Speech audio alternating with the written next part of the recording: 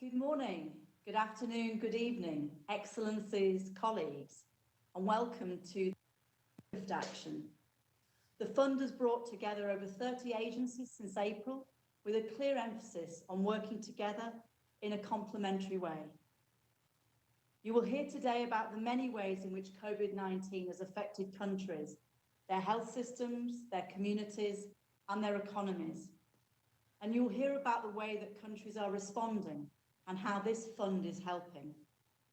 Over the next 2 hours, we're delighted to welcome a range of distinguished speakers and to watch video messages.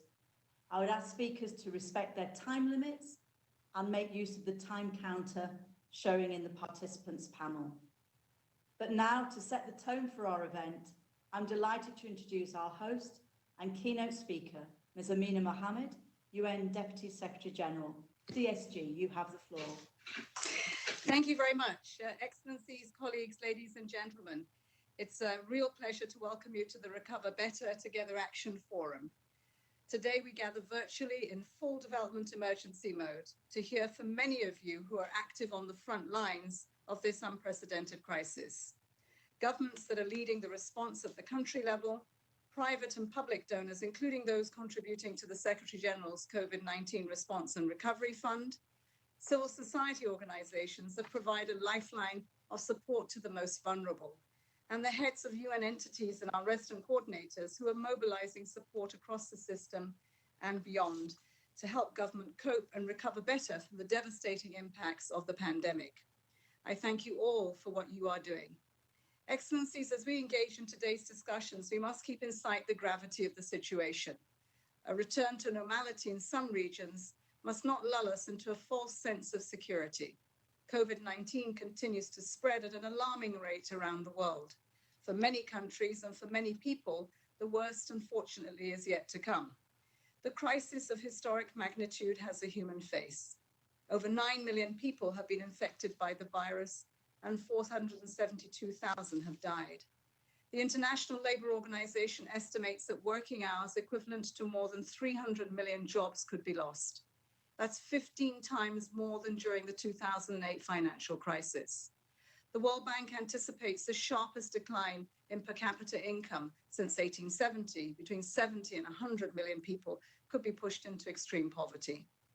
The United Nations World Food Programme has warned that 265 million people could face acute food insecurity by year's end, double the number at risk before the crisis.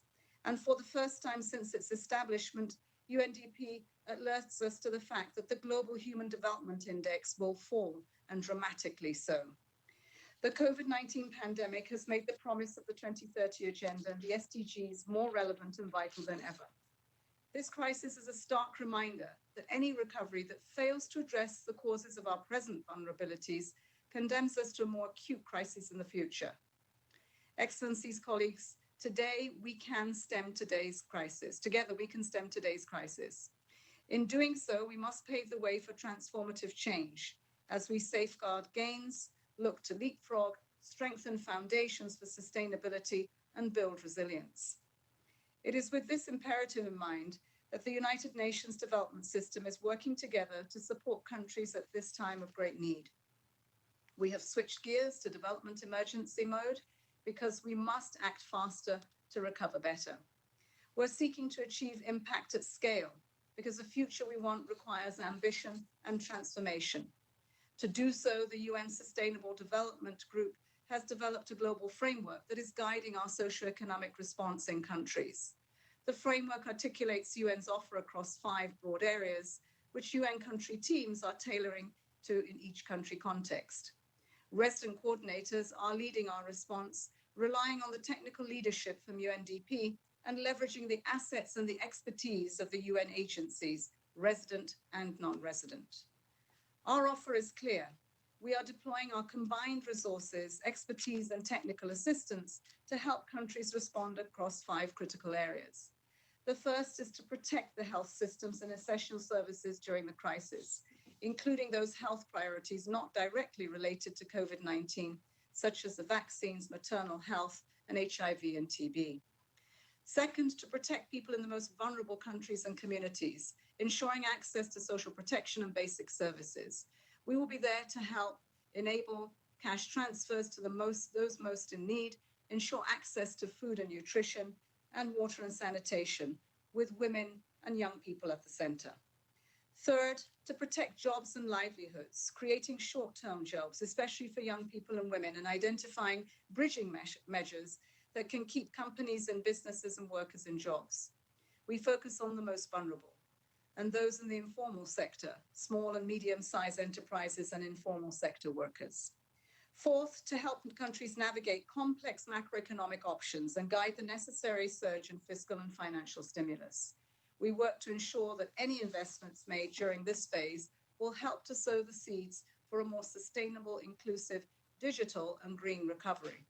Finally, we are mobilizing communities and local governments to identify and implement local solutions to cope with the crisis now and build resilience for tomorrow. We're determined to do so, all this at once, simultaneously and not sequentially. These actions are mutually reinforcing. Excellencies, to deliver this offer, we are also making full use of the new structures and capacities established as part of the far-reaching reforms of the UN development system. The establishment of an independent, empowered UN coordination system has strengthened our ability to respond faster and with greater impact to the challenges of this century. We're also better positioned to blend the policy and the operational capacities across the UN system, offering an integrated response in each country. We are more transparent in the use of our resources that have been entrusted to us. COVID-19 is the first big test of our reforms. It is also serving as an accelerator. We all recognize that the world cannot and will not go back to the previous normal, nor will the UN development system.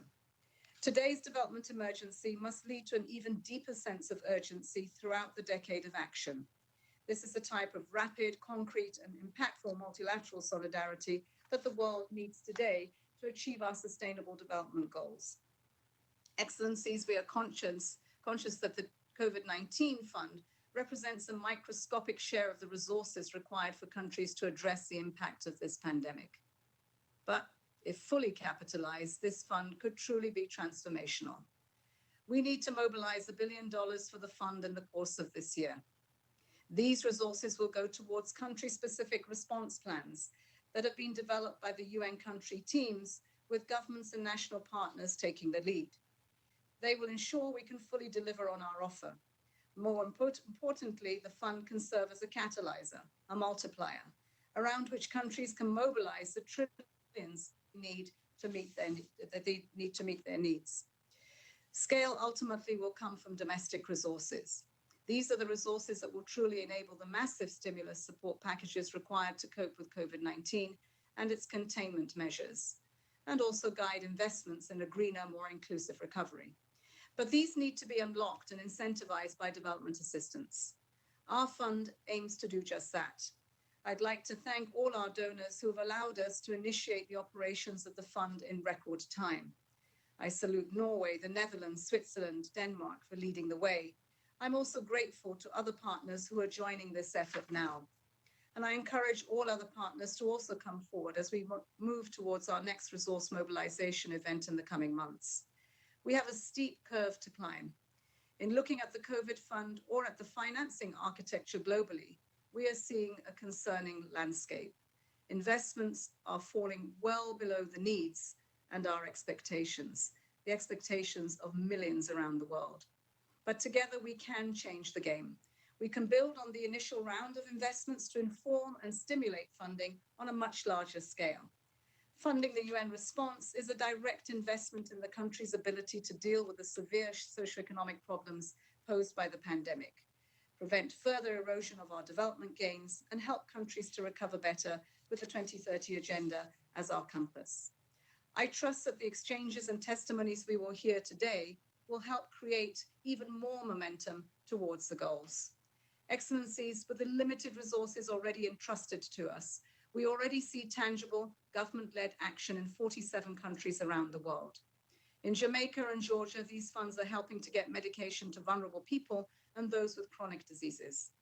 In Malawi and Guatemala, programs are establishing innovative delivery mechanisms such as mobile care, telehealth, to ensure continuity of prenatal and maternal care.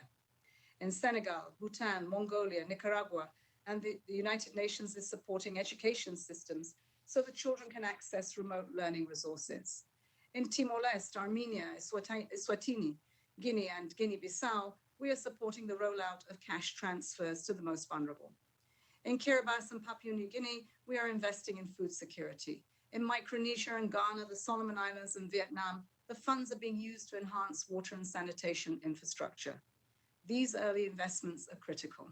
They can have real impact on people's lives, and we are learning from these experiences. We now have a better understanding of what is working, what is cost efficient, and what can be replicated or taken to greater scale.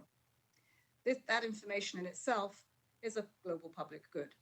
But these early steps do not compare with the challenges that we face. We must be more ambitious, more united, and decisive in our response. Excellencies, we're in this together. No one will ever be truly safe until everyone is safe. No country will truly move forward if we leave people behind. And to recover better, we must all do more. Today, as we mark the 75th anniversary of the United Nations Charter, let's remember that global solidarity is not just an abstract ideal. It's our duty and our calling to come together and to help one another. Times of crisis call on us all to do more, concretely and particularly for the most vulnerable. Your actions today and in the coming weeks and months ahead can offer hope and help turn this tide. Your engagement through the United Nations speaks to the power of unity and solidarity, the only way forward for every country and for each and every one of us. A serious crisis should never be wasted. So today, let us commit to do what we can to recover better together. Thank you. Thank you very much indeed, DSG, for reminding us what this event is all about and about the mighty task that lies ahead. And now I'm delighted to go to the first of our minister speakers, Her Excellency Mrs. Maseko Ramakwe, Minister for Foreign Affairs and International Relations of the Kingdom of Lesotho. Minister, you have the floor. Good afternoon, Your Excellency, Madam Amina Mohammed, Deputy Secretary General of the UN, Your Excellencies, ladies and gentlemen. On behalf of the government of the Kingdom of Lesotho, I wish to thank the Secretary General for setting up the Response Recovery Fund. I also thank donors for providing resources and urge them to provide more because the needs are very big. This fund is a very good example of global and multilateral solidarity. My government is grateful for the receiving resources from the fund. The allocated $1 million will go a long way in addressing COVID-19 induced socio-economic challenges that confront Basotho. The fund will be utilized to scale up national readiness and response operations for COVID-19 by addressing critical gaps in the national response plan. They will help slow down the transmission, reduce mobility and mortality from the pandemic at district and community level. It will also help address some of the socioeconomic impacts on men and women and children. As we may know, Lesotho is entirely surrounded by the Republic of South Africa, which has 118,375 cases, the highest number in Africa. Lesotho therefore remains highly susceptible and vulnerable. The pandemic started slightly later in Lesotho, but it is picking up pace. As a country, we have taken measures to curb the spread. The country established a COVID-19 command center and an interministerial committee to provide leadership and coordination at the national level. With representatives at the district level, additional measures including closing schools, regulating gatherings, advising population. The Lesotho health system is very weak and fragile, and the country has traditionally relied on South Africa to provide secondary and tertiary level health services. Lesotho is almost entirely dependent on South Africa on its food supply and services. With the current cross-border restrictions between South Africa and Lesotho, poverty, hunger, and unemployment will continue to deepen in our country, Lesotho. The informal sector has been hit very hard, and increasing number of households need for food assistance. The Lesotho Vulnerability Assessment Committee estimates that 899,000 Basotho will be food insecure by September 2020. This is the combined impact of drought and COVID-19. The impact of COVID-19 around the globe, especially in poor and developing countries, calls for for consolidated efforts to mobilize and streamline resources to fight the pandemic and its socio-economic implications. I therefore wish to call on member states and other donors to contribute to COVID-19 response and recovery fund. This represents a concrete example of shared responsibility and global solidarity. Your Excellencies, thank you for your attention. Thank you very much, Minister, for those insights. And now we move from the Kingdom of Lesotho to the Republic of Ghana, and I have the pleasure of welcoming His Excellency, Mr. Kenneth Ofori-Atta, Minister of Finance of the Republic of Ghana. Sir, you have the floor.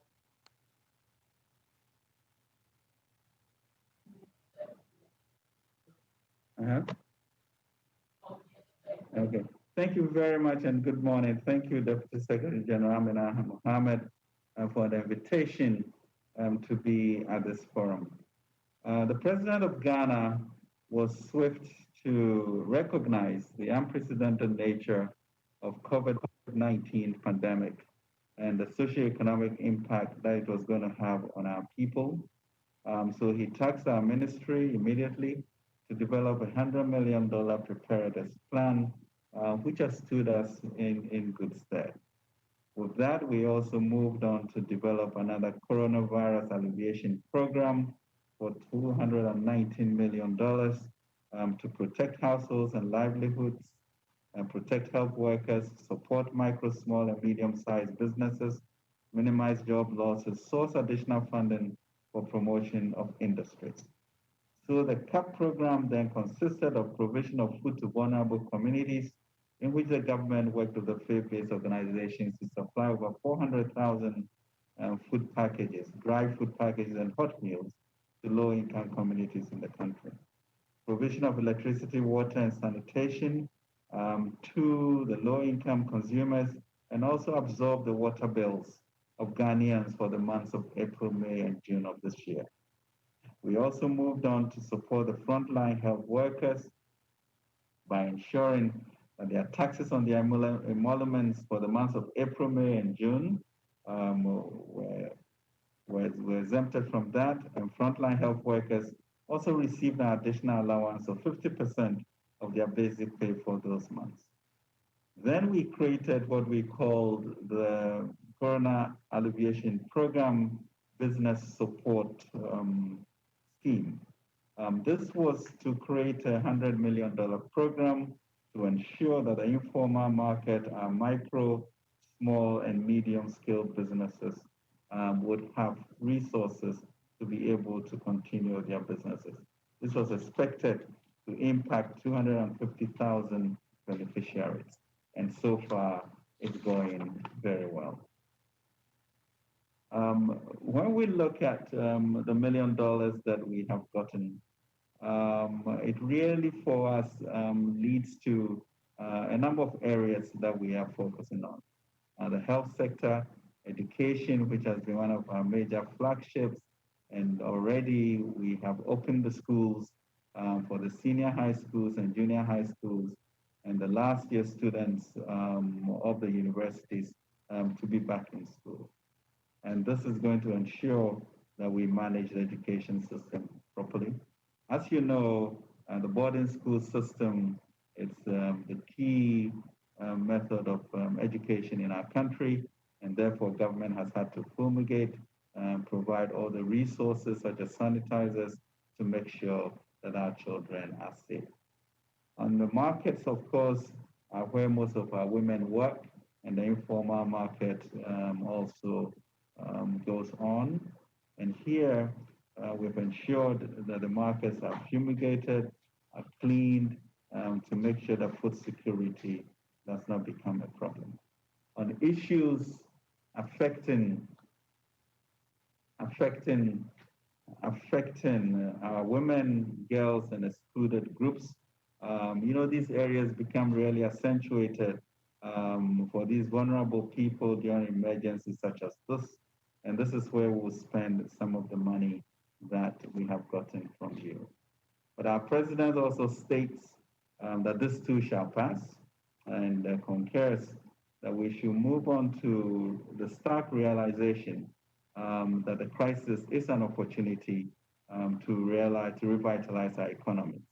The ministry is therefore confronting the future with what we call the Ghana Cares Program, a 25% of our GDP program, of our GDP, a 3.5-year stabilization and revitalization program to tackle the triple threats on our health system, our social orderliness, and the economy. Let me not leave this podium without emphasizing that Africa has been impacted by about 15% of our GDP and requires some $44 billion to service its debt.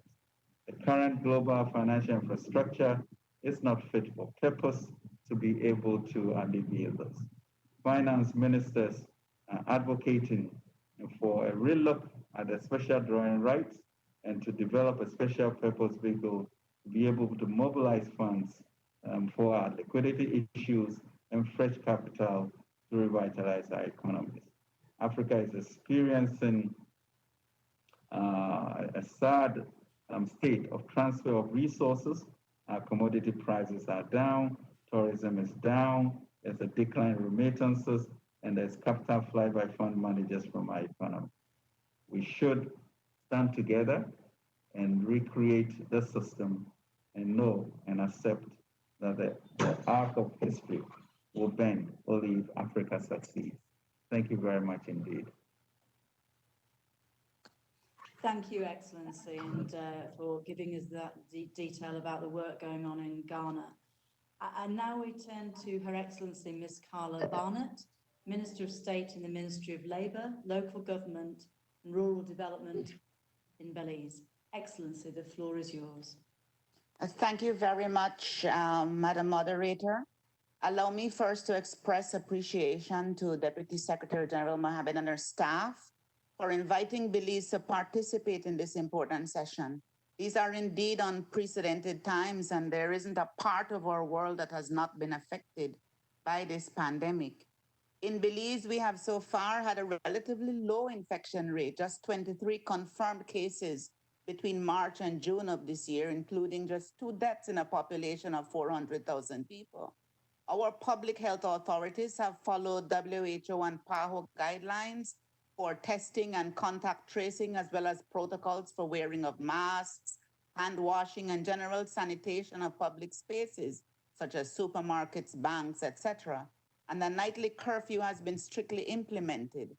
These procedures have been effective in controlling the spread of the virus, and as a result, there has been minimal community spread. Indeed, these good results have placed Belize among the top countries in terms of managing the health impact of the COVID-19 pandemic. However, the economic impact has been huge. The main economic driver, tourism, has effectively been closed since March, and it is estimated that the unemployment rate has skyrocketed from a low of about 8.5% to 9% pre-COVID to as much as 30 to 40% as some estimates project. We've implemented a COVID-19 unemployment relief program, which had 81,000 applicants in 4 weeks, which is an estimated 42% of our labor force. All categories of tourism and sectors across the economy have felt the impact. At the macro level, government lost a quarter of total projected revenue for the current fiscal year. This has forced cutbacks across government ministries and departments, even as we have had to increase spending on public health to ensure adequate supplies of test equipment such as ventilators and PPEs and other protective gear. spending on security, and spending to ameliorate the economic impact. We are projecting a decline in GDP this year of between 10 and 20%. Clearly, the negative impact on the economy and on the people is tremendous. To ease this impact and strengthen social protection and safety net, government wrapped up its food distribution program to persons in need and instituted the unemployment relief program, which provides a minimum income to persons who have lost their jobs. And we will be doing even more with the support of World Bank lending for an expansion to our conditional cash transfer program. At the level of business, the financial sector is easing credit requirement and allowing greater space for rescheduling credit facilities for those affected. And we are also at this time completing the design of a program to support the private sector, specifically small and medium enterprises, which will include employment support, access to some financing for working capital, as well as access to specific capacity building for enhanced marketing, integration of ICTs and management systems to help these businesses to strengthen themselves for accelerating activity in a post-COVID economy. Our government has had to borrow, even in the face of very high debt levels, to undertake these measures because the alternative would have been a total collapse of our economy and our society. As we reorganize to rebuild our economy and establish what the new normal will be, as we seek to protect the development gains that we have made over the years, gains that this global pandemic is threatening to undermine everywhere, we are grateful for the support of our bilateral and multilateral partners, including the UN agencies, especially through the UN COVID-19 Response and Recovery Multi-Partner Trust Fund. PAHO assisted us very early with the timely provision of testing equipment and supplies. The UNDP has provided timely support for critical strengthening of the public health capacity to respond, including especially facilities and services in the rural areas, and is continuing to assist through leading in impact assessment to inform further interventions and impact evaluation. As we look ahead and seek to commence the rebuilding process, we do so with great caution. Our Prime Minister yesterday announced the reopening of the international airport, which has been closed for over 2 months, and the first stage of the reopening of our tourism sector. We do so fully cognizant of the risks involved in opening up, and therefore we are seeking to manage that risk through education of our workers and the general population, and through the establishment of required protocols for the safe provision and enjoyment of tourism services. And we are fully prepared to take the necessary action to protect against the spread of the coronavirus if and when it appears again. It is important for us in Belize and in the rest of the world to see a steady decline in infection rates everywhere. For those of us whose livelihoods are so heavily intertwined with travel and tourism, winning the battle with the coronavirus outside our countries, especially in our source markets, is as important to the stability of our future as winning that battle against the virus inside our countries. This requires resources, and to those countries that have already contributed to the UN fund which is assisting us, the gratitude is real and heartfelt, and we ask that you continue to do as much as you can to ensure that all of us can effectively address this global pandemic and its social and economic impact. I want to conclude by emphasizing how important it is to continue to take a global approach, bringing multilateral institutions and resources together to study this virus, develop the treatments, including vaccines, and ensuring that all countries have access to what we need to properly address this crisis. For wherever, no matter where, we are incapable of adequately controlling this disease, there is the weak link in the global chain. And I end by thanking you again, Madam Deputy Secretary General, and your staff for inviting us to participate in this important forum to tell our stories and invoke the necessity for us to work together to win this global battle. I thank you. Thank you very much, Excellency. If I might just, before I introduce the next speaker, make a respectful reminder to our speakers to observe the time limits. There is so much to say, we know, on this very, very important subject, but we want to make good use of everyone's time and make sure our event runs to time. So I would ask speakers to do that. Also, just a reminder that in the communications earlier, we said there would be a time buzzer. This is not in fact functioning, so we will be relying on the old-fashioned method of watching the clock. And so with that, I'll introduce our next speaker, His Excellency Mr. Axel Jakobsen, Deputy Minister, International Development, Norway. Excellency, the floor is yours. Thank you. Deputy Secretary General Amina Mohammed, colleagues and friends. We find ourselves in one of the most challenging situations we have faced since the UN was founded. The world is again shifting beneath our feet, and we will be living with the impacts for a long time to come. The UN Charter was signed exactly 75 years ago today, and during another period of great global change. Today, as then, we can transform disruption into opportunity. Strong leadership and coordination by the United Nations is and will be essential. The UN framework for the immediate socio-economic response to COVID-19 and the COVID-19 Response and Recovery Fund are crucial tools. The coronavirus pandemic sees no borders. It will have serious long-term impacts on communities and population across the world. The fund seeks to reach those who are most vulnerable. It encourages coordinated UN response at country level in support of national governments. Excellencies, for the first time since the concept was introduced in 1990, human development is declining. IMF has said the world economy is shrinking at the fastest pace in many years, and poverty could rise by millions of people. The first increase in 3 decades. In this context, I have 3 points. First, we must continue to respond decisively, innovatively, and together to address the socio-economic devastation caused by COVID-19. We must invest in a multilateral response and show solidarity with the most vulnerable communities and nations. Second, the scope of the response must match the scale of the crisis. Third, the 2030 Agenda and the Sustainable Development Goals must continue to be our roadmap. Everything we do during and after this crisis must have a strong focus on building more equal, inclusive, and sustainable economies and societies. Our response must have a human right approach. Our response must involve and mobilize the civil society.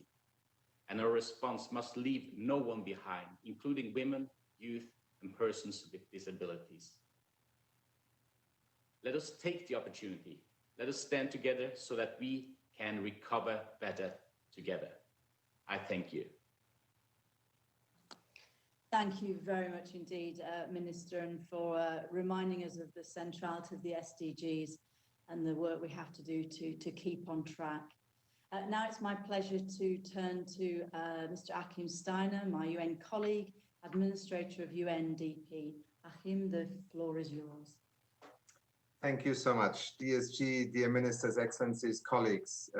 We meet, as some of you have already alluded to, on the anniversary of the Charter, and what an appropriate moment to try and reflect on what it means to have a United Nations, but also to recognize that 75 years later, we are trying to tackle issues that were perhaps imagined then, but were not really seen as a very realistic scenario.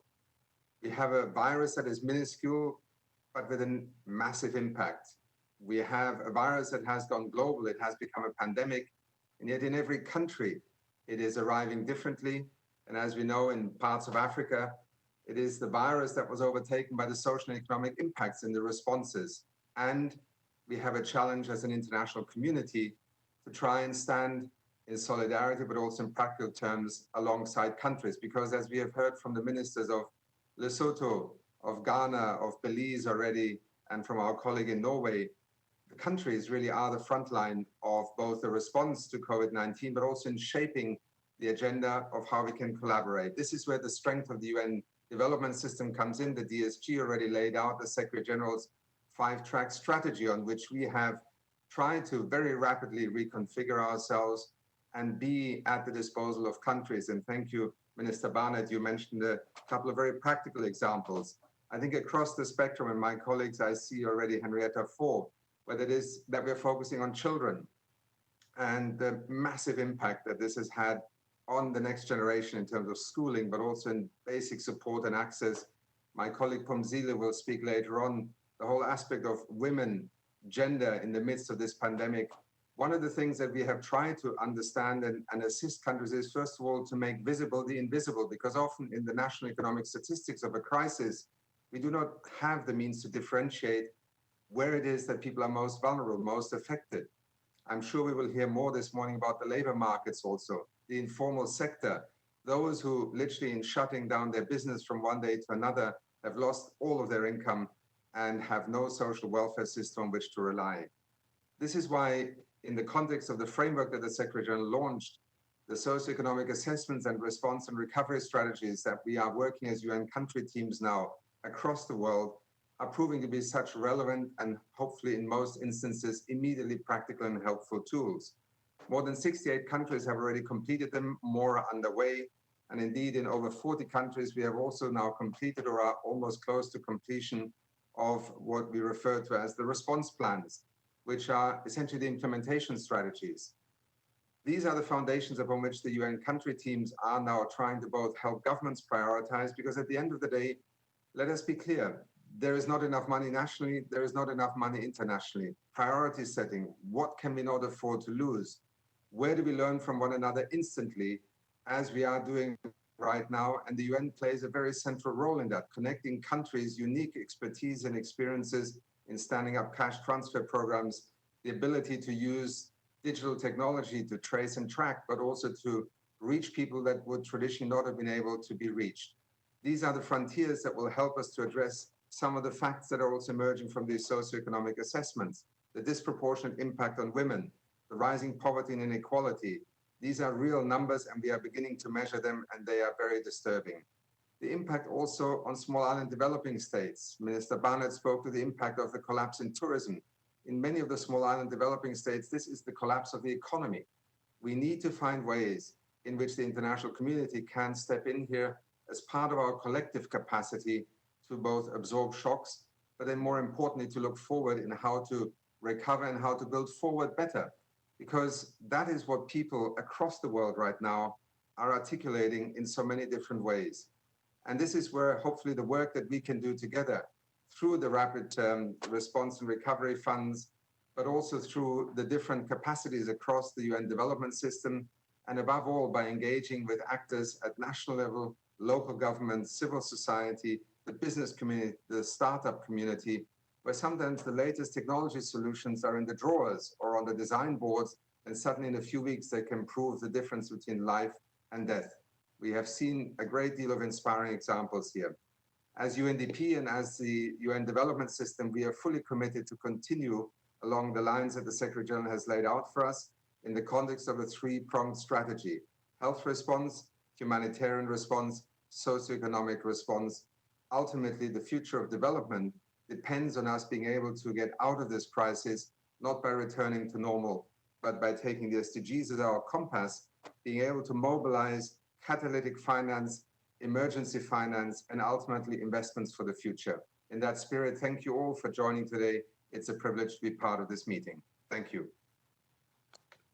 Thank you, Akim. And now I turn to His Excellency Ambassador Mr. Craig Hawke, who is Permanent Representative of New Zealand to the UN. Ambassador, the floor is yours. Thank you, Deputy Secretary General, Excellencies, colleagues, friends, good morning and good afternoon. The COVID-19 pandemic and its socio-economic impacts are a challenge for us all. The scale of the crisis has required fast and coordinated responses from governments, but it also has been no less demanding of international organisations. COVID-19 has also been a stress test for the United Nations Development System reform. Member states have asked the UN to work in a more coordinated and collaborative way under the leadership of the resident coordinators.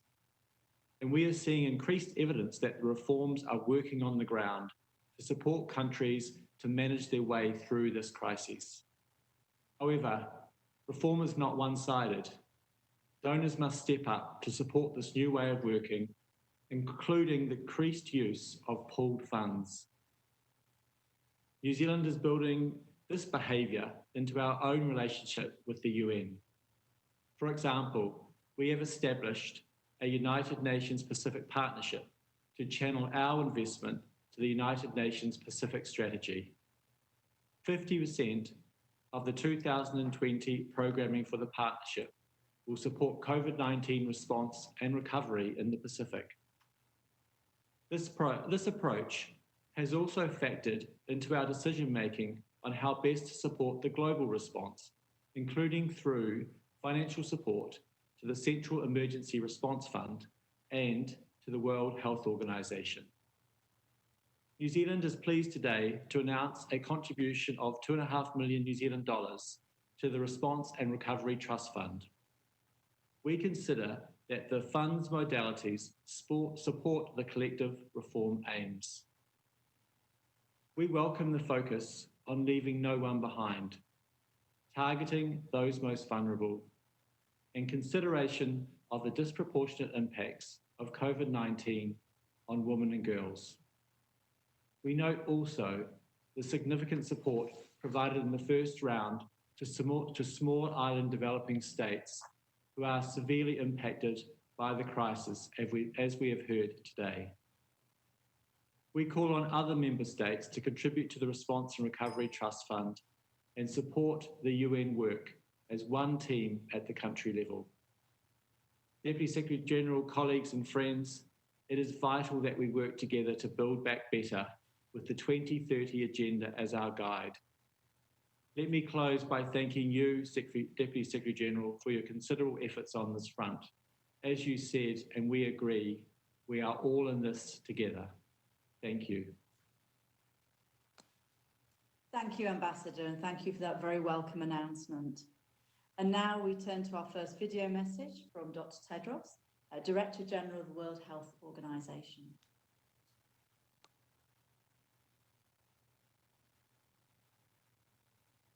Dear colleagues and friends, it's with great pride that I join you today to highlight the initial results of the UN's COVID-19 Response and Recovery Fund, which has brought together over 30 UN agencies to work in 47 countries since its inception in early April.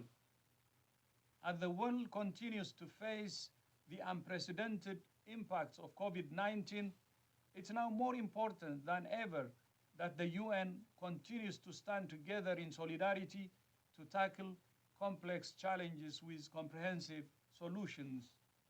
Health systems around the world are currently doing their utmost to respond to the health crisis, but they do not exist in a vacuum.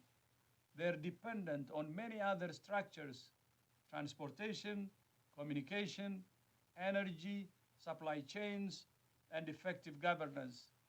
Health must work in tandem with other support systems which protect people from the many threats arising from this pandemic. Responding to the socio-economic impacts of the pandemic is a moral imperative. It goes hand in hand with health response. They must be complementary if we're to build back better. Today, we will hear how the first round of projects have done exactly this. We will highlight the work being done to address socioeconomic gaps and take concrete action in support of the most vulnerable.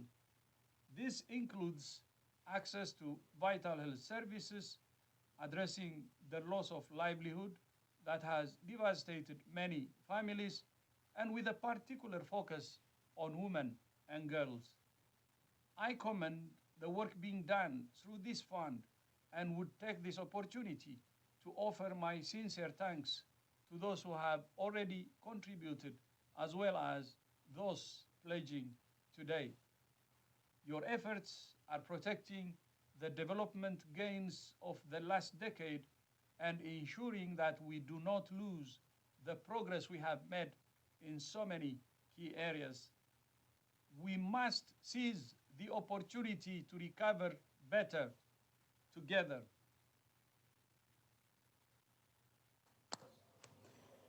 Thank you to Dr. Tedros for that message. And now we turn to His Excellency Ambassador Mr. Christian Prudiger, Assistant Director General of SDC Switzerland. Sir, you have the floor. Thank you.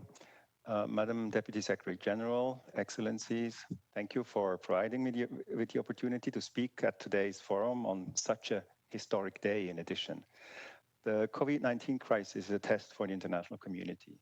For Switzerland, as a country with strong global ties and as a host state of the UN, well-functioning multilateral cooperation is critical.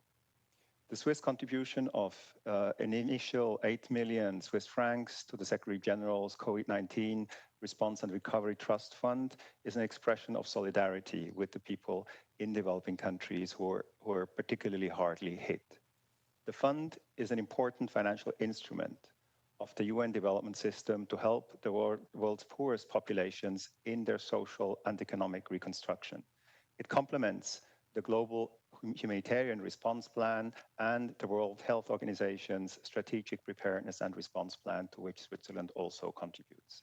Switzerland's support to the United Nations is part of a 400 million Swiss francs COVID-19 package to a broad range of international partners, such as, for example, the International Committee of the Red Cross, the International Federation of the Red Cross and Red Crescent Societies, and the International Monetary Fund.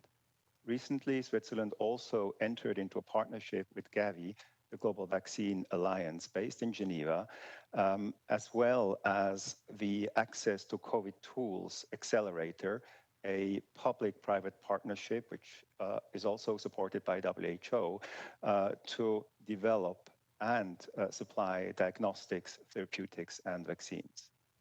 Madam Deputy Secretary General, let me now speak to Switzerland's priorities for the UN's COVID-19 Response and Recovery Fund. Firstly, and the colleague from New Zealand mentioned it, the COVID-19 crisis is a test for the ongoing UN development system reform. We look to the role of the resident coordinators in galvanizing UN support and to apply a robust gender and leave no one behind focus and to bridge short-term responses and long-term solutions. Secondly, the fund plays an important role as an enabler of joint assessments, co-investments with international financial institutions, foundations, and the private sector for impact at scale. Thirdly, we look to the fund to enable digital solutions, and Achim hinted at this, enable digital solutions as an effective response to the immediate crisis and as foundations for a more inclusive and sustainable world. In closing, I would like to thank you very much, Madam Deputy Secretary General, for convening this forum. It's in Switzerland's interest to ensure a strong UN response to this pandemic, which knows no borders. I hope, and I sincerely hope, that many other countries will join us and contribute to the fund. Thank you for your attention. Thank you, Ambassador. And now, in a slight change to the agenda, we're going to go next to the Permanent Representative of Cambodia to the UN, His Excellency Ambassador Mr. Sovan Ke. Ambassador, you have the floor. Thank you very much, Madam Chair. Excellency, Madam Deputy Secretary General, my delegation would like to thank the UN Secretariat for organizing the Recovery Better Together Action Forum today, as the world is facing the unprecedented challenging time of the COVID-19 pandemic. This timely forum signifies that all countries, big and small, stand united in strong solidarity and determination to fight against this dangerous disease that has claimed a lot of lives throughout the world and will have serious social and economic consequences for years to come. Vaccine is utmost important for every country in our recovery process. In close collaboration with the WHO, UNDP, and other partners, the Royal Government of Cambodia has acted with urgency to put all necessary in place since the beginning of the outbreak to effectively respond to the COVID-19. Up to now, Cambodia has a total of 130 cases, of which 128 have recovered. Fortunately, no one dies of COVID-19 in Cambodia. Cambodia will continue to stand in solidarity with all countries in the world to fight against the COVID-19. I'm pleased to announce that the Royal Government of Cambodia has decided to contribute 20,000 to the COVID-19 Response and Recovery Fund. I wish to thank the UN Secretary General for his initiative and the establishment of this fund, as well as donors that have contribution to the fund. We believe that big or small contribution matters for the fight against this global disease. To protect and save lives, we must act together and act timely to defeat the COVID-19. I'm sure all countries will join this global effort. And I thank you very much, Madam Chair. Thank you very much, Ambassador. Thank you for that welcome announcement. And now to the first of our country outlooks, where we're going to the resident coordinator for Papua New Guinea, Mr. Gianluca Rampolla. Gianluca, over to you. Good evening. Can you hear me? We can. Perfect. Good evening from Port Moresby, Papua New Guinea, Madam DSG, Excellencies, Akim. The resources provided through the UN COVID-19 Response and Recovery Fund to Papua New Guinea are of strategic importance as they address underfunded COVID-19 secondary impact needs, and they ensure that support be provided to remote communities most affected by the COVID-19 restrictive measures, embracing the principles of leaving no one behind. The project is targeting a Western province, which shares 720 kilometers of land border with Indonesia. Let me go straight to the point and focus on some concrete work underway. Due to movement restrictions, access to essential health care is hindered. UNFPA has begun working with local health clinics to establish an emergency transport referral system for mothers and newborns to access specialized care, which will prevent rising numbers of maternal and newborn mortality. At the same time, IOM is working with communities to install or rehabilitate safe drinking water and is carrying out a WASH awareness raising campaign combined with COVID-19 risk communications. Protection messaging delivered by village health volunteers is being delivered to address myths that are perpetuating misunderstanding that lead to stigmatization of migrants, certain anti-groups, or those who have tested positive to COVID-19. UNICEF is collaborating with UNFPA to train health workers and village health volunteers in nutrition interventions, especially integrated management of acute malnutrition.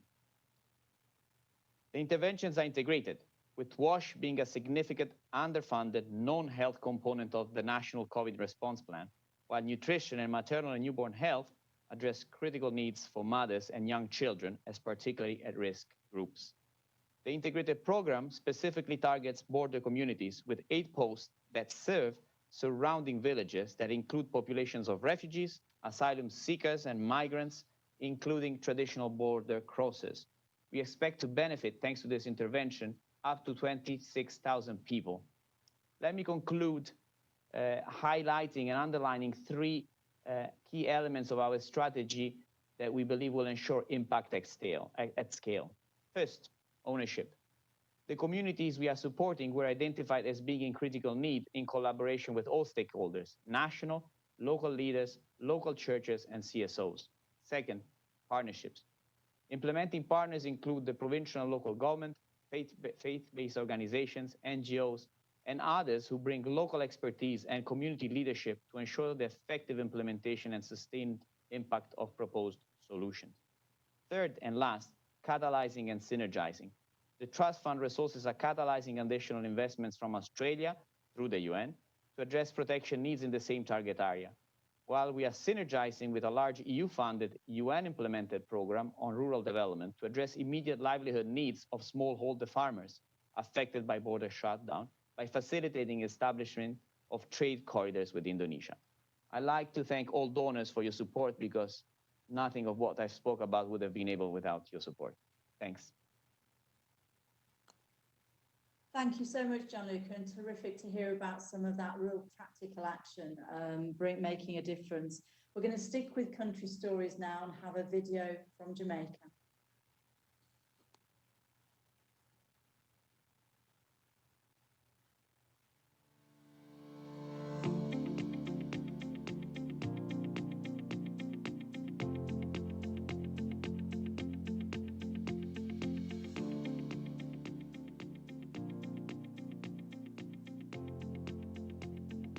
Hi, I'm Charmaine Blair Stewart. I'm a farmer on the PJ Agro Park in St. Thomas. I am a cassava planter. I have seasonal crop of onion, Irish potato, sweet potatoes, and pumpkin. Since the onset of COVID-19, many female farmers like Charmaine have limited or no access to their usual markets. Many have lost produce valued at thousands of dollars needed to support their families. The challenge that I face mostly is lack of storage facility. I harvested 23,000 pounds of Irish potato, and of that 23,000 pounds, I sold 3,131 pounds. Other farmers across the country need to market their produce. The produce suffered.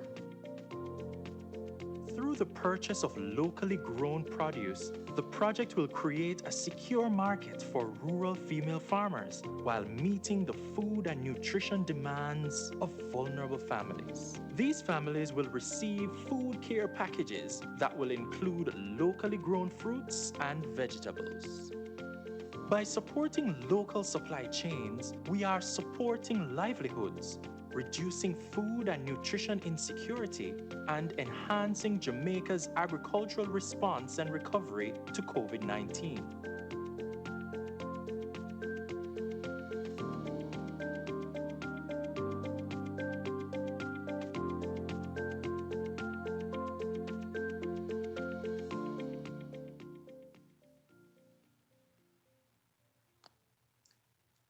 Thank you to Jamaica for sending us that video. And that brings us to the end of the first segment of the forum. And we've really sort of had the scene set for us in terms of the scale of the challenge, the need for global solidarity, but obviously some of the work already being undertaken by the fund are making an impact on the ground. As we move into the second segment of the forum, we're going to focus in a little bit more on the fund solutions, the theme of building back better now. And I'm delighted that for the opening remarks of this second segment of the forum, we turn to Ms. Henrietta Fore, Executive Director of UNICEF. Henrietta, over to you. Thank you very much, and good day to everyone. It is a pleasure to be here, and particularly thank you to the Deputy Secretary General Amina Mohammed for gathering this group. It is indeed a very historic day, and we, along with everyone else, are celebrating. Thank you also to the ministers, to the ambassadors, and of course, we love to see the country stories. So thank you very much, everyone. We would like to highlight four areas of program work and one very essential area about young people that we think lie ahead as possible ways to build back better. So the first for us is immunizations. We are deeply worried that there are many preventable diseases in which children are just not being vaccinated. They're not taking their usual immunizations. And along with WHO, this is something that we want everyone to raise the alarm on. We are worried. There's a new study out that 6,000 children could be lost a day if we are not getting these routine immunizations. So it's against polio and cholera and diphtheria and measles. And I mean, it's across the board. So please, immunizations. The second area is digital learning. As we know, we've seen across the globe more than 1 billion of the children out of school. This is the time when we really can reimagine and build back better in terms of education systems. And it will be a cross of digital learning and in classroom learning and other varietals of learning, such as radio and television. But this mixed, blended type of learning is what our future will hold. The third area is water. Several of the ministers have mentioned water, but in a time of COVID, we are asking everyone to wash their hands and use a bar of soap. There are so many in our world who do not have either the water nor the bar of soap. So if we could build back better with water systems, we really feel that this could make us a more resilient world for the issues that will come, the challenges that will come in front of us. And the fourth area is that of mental health. I think we have seen that COVID-19 has placed this in stark relief. We had not thought of it as being one that the world needed to pay immediate attention to, but now the world does need to pay immediate attention. For children, it is that they are absorbing all of the stress within their families.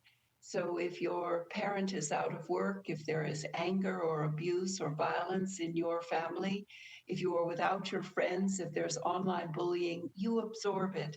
And we will see these problems for years to come. So mental health is our fourth area.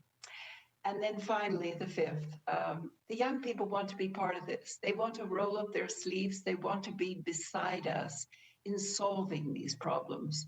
So if all of you in your countries could encourage the young people to come see us at the United Nations, we would love to put them to work, being part of building the future that they are imagining.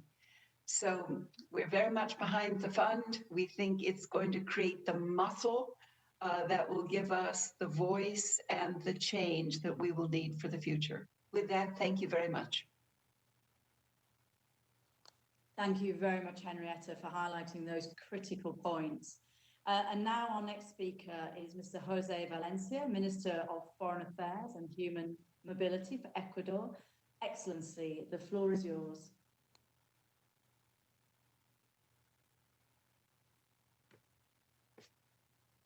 Thank you. Thank you very much. Ladies and gentlemen, dear friends, the Sustainable Development Goals are the result of a long process of reaching multilateral understandings to promote the balanced progress of nations.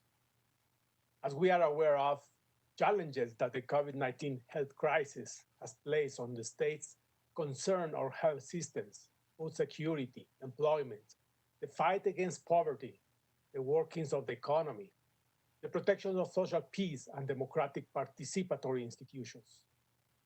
These global challenges can precisely be addressed from the perspective of the SDGs.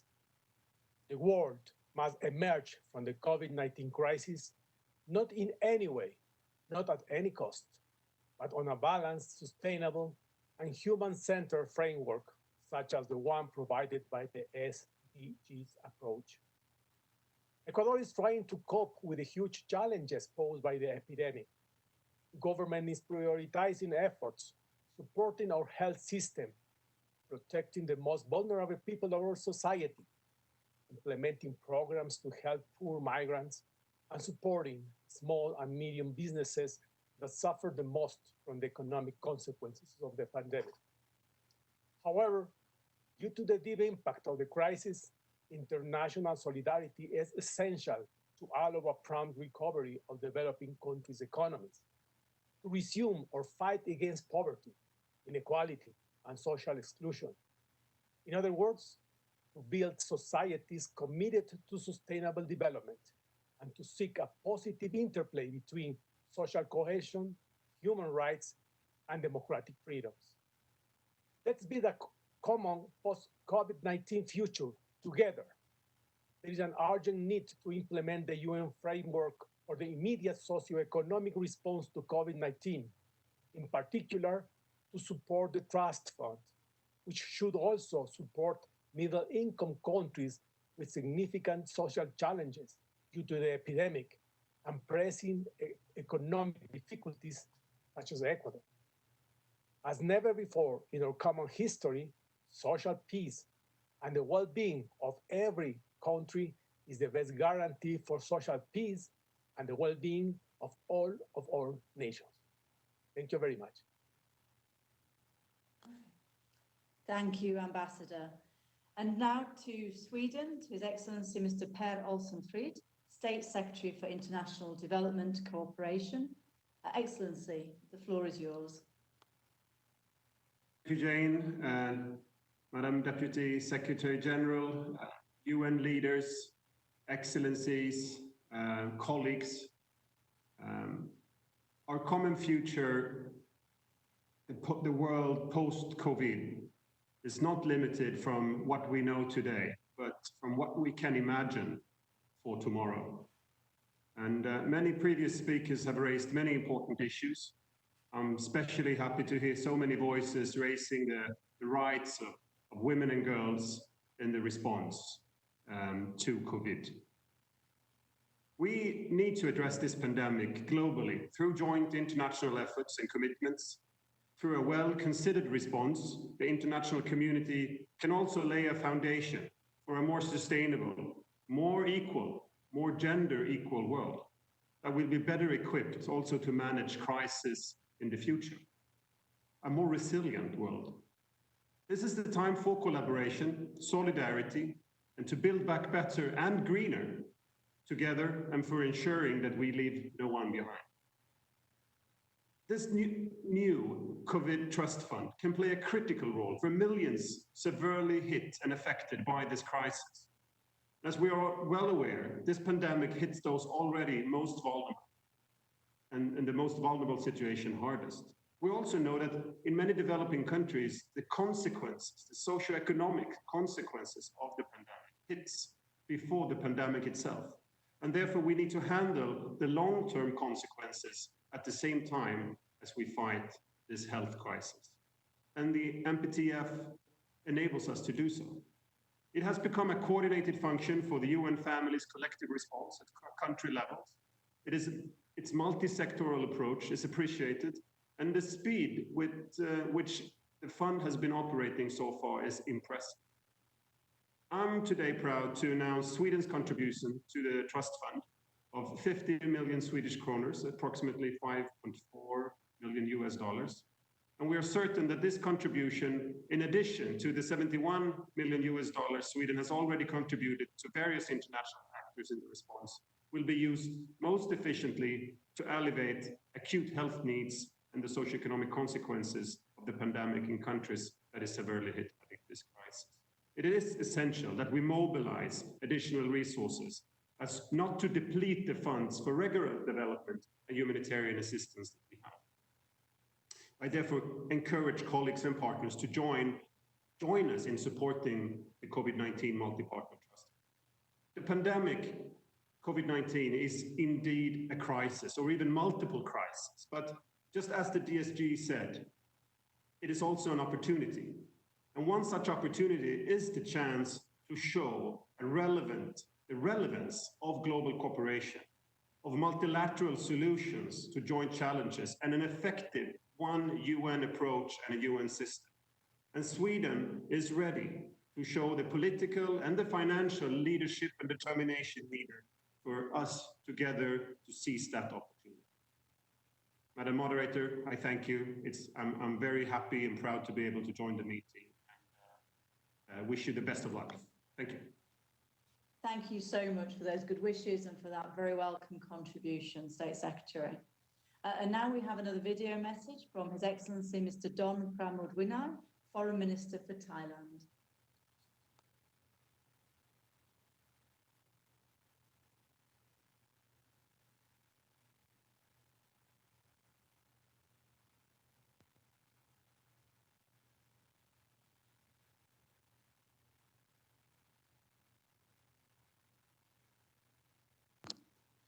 Let me see what they say.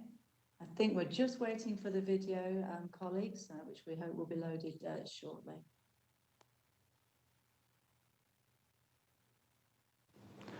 Mrs. Amina Mohammed, Deputy Secretary General of the United Nations, Excellencies, distinguished delegates. It's an honor to join you today at the Recover Better Together Action Forum. My sincere appreciation goes to the Deputy Secretary General for hosting this event. The COVID-19 pandemic is indeed unprecedented for all of us.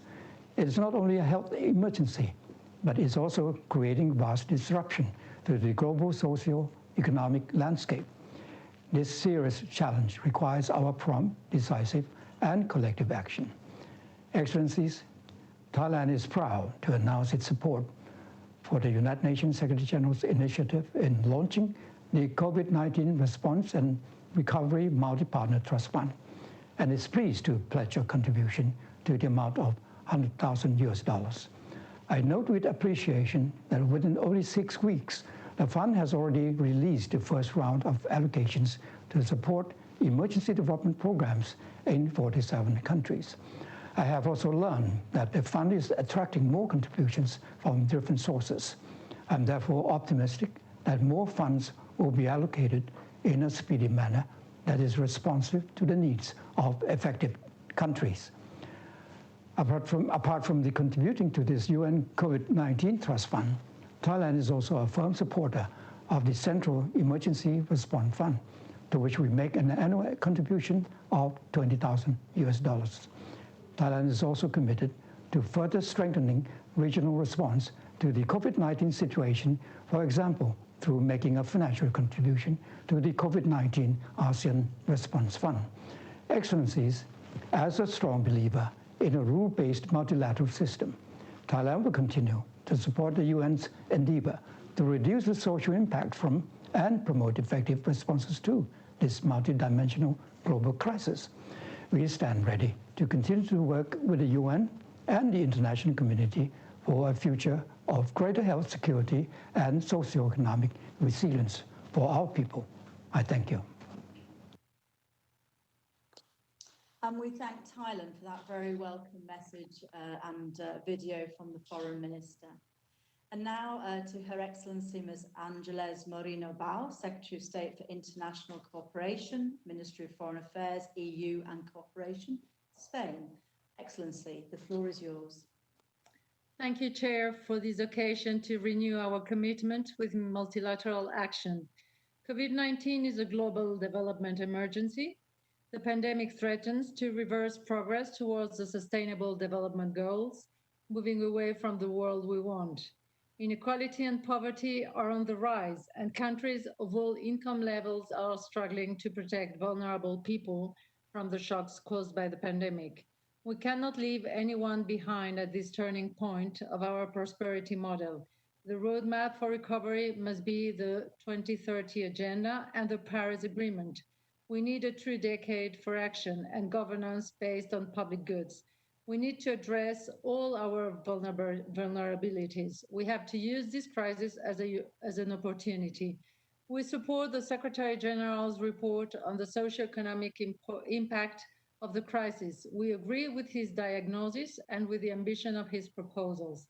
Implementation will require the full involvement of the international financial institutions and the leadership of the UN. It will require a coordinated response between countries and international institutions. Spain is firmly committed to an integrated and coherent response. We have reflected that approach in our COVID-19 response strategy nationally, which brings together all Spanish cooperation actors to support partner countries. We therefore support the goal of this fund, which is to materialize that response. I'm pleased to announce that Spain will contribute $1.7 million to the United Nations COVID-19 Response and Recovery Fund destined for Sudan. We encourage as many actors as possible to join forces by contributing to this fund. Thank you. Thank you very much, Excellency. Thank you for that message and for your support. And now our next speaker is Ms. Andrea Metelko-Ziombik, State Secretary, Ministry of Foreign and European Affairs, the Republic of Croatia. Minister, over to you. Madam Deputy Secretary General, Excellencies, we commend the organizers for convening this forum and bringing the international community together to contribute to our common goal in the fight against COVID-19. Indeed, to recover better together, we need to work better together. We can suppress this pandemic only if we partner together and combine our strengths, and the United Nations system provides an excellent platform to gather our best practices and contributions. The pandemic has hit Europe during the Croatian presidency of the Council of the European Union. We have seen that the exchange of information, cooperation, and solidarity among countries and people bring best results. It is therefore important to work on creating synergies and avoiding duplication of our efforts. To adapt to the new circumstances of our presidency, we had to refocus our EU's policies and priorities and modify our communication and decision-making process, and we needed to act promptly. In April, the EU has designed the first outline of the Team Europe response, which now serves as a political, strategic, and financial umbrella for EU's common efforts in assisting partner countries to fight COVID-19. Under the Team Europe package, the EU has activated 36 billion. Our aim is to provide immediate humanitarian assistance to the people most in need. Furthermore, our assistance will aim at strengthening the resilience of health system against future shocks. And finally, we want to use the resources to address the socio-economic consequences of the pandemic in partner countries. The next step is the development and distribution of vaccine. It is of utmost importance to ensure the fair distribution of vaccine, taking into consideration the needs of all, of course, also least developed countries as well. COVID-19 will affect the implementation of the Sustainable Development Goals as well. In this sense, food safety remains one of the priorities, as well as assisting the most vulnerable groups, such as women, children, and youth. We believe that funds resources will mobilize other sources and stakeholders, such as the private sector and international development financing. I am pleased to announce that Croatia is contributing 400,000 euros to the UN COVID-19 Response and Recovery Multi-Party Trust Fund. In addition, we are supporting the WHO efforts with a 600,000 euros contribution. As the number of COVID cases worldwide continues to soar, we believe that the multiply efforts need to be reinforced in order to find vaccine for this disease. Thank you for your attention, and keep safe. Thank you, State Secretary, and thank you for those words and for your contribution. And now we move across Europe to the Netherlands to Her Excellency Ms. Kitty van der Heyen, Vice Minister for International Development. Kitty, over to you. Thank you, Jane, and Excellencies, colleagues, friends, thank you for organizing this important forum. The socio-economic consequences of the lockdown measures taken to protect people from COVID-19 are increasingly visible and severe, and poverty levels in developing countries could be set back by up to 30 years, whilst we only have a decade left to achieve the SDGs. It means we have to redouble. I take that back, my math is not correct. We have to quadruple our efforts to mitigate the health and socio-economic consequences. We can't wait for another 30 years for people only to get back to where they are today. It means we have to pay particular attention to those that are most vulnerable, that will be left behind unless we cater for them in this crisis. Now, who they are will depend on the specific context, but one thing is sure, it's always women and children that are hit hardest. Solidarity is a must, but it's even from the perspective of enlightened self-interest that we must act jointly, with global production, import-export collapsing, migration rising, and social and political unrest brewing, if not growing. This crisis has undisputably proven that local problems can and will lead to global problems, that dealing with COVID-19 and its aftermath isn't a their problem, but a collective challenge that is all. It has shown us that the universality that underpins the SDGs was very well founded. And universal challenges require global and collective solutions.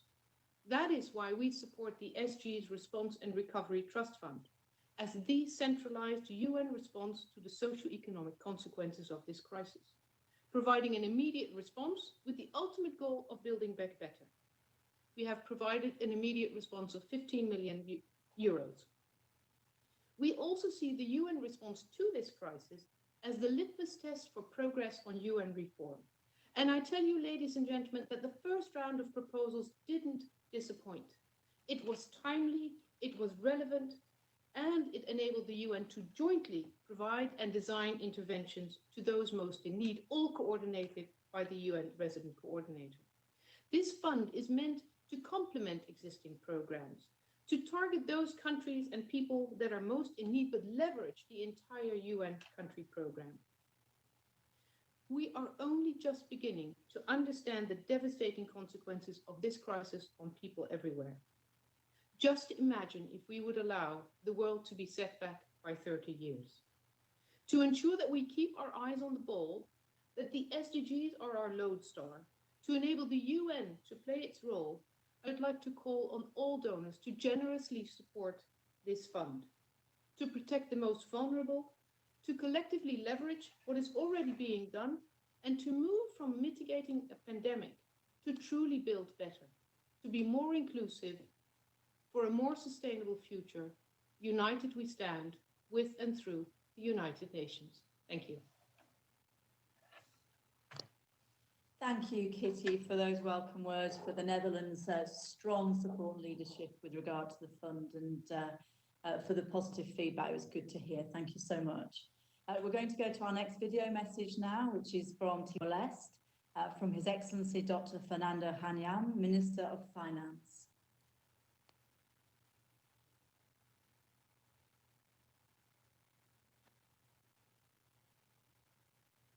Com o apoio do Fundo Fiduciário de Resposta e Recuperação para fazer face à Covid-19, criado pelo Secretário-Geral da ONU e que mobilizou o apoio técnico e financeiro de outros parceiros de desenvolvimento.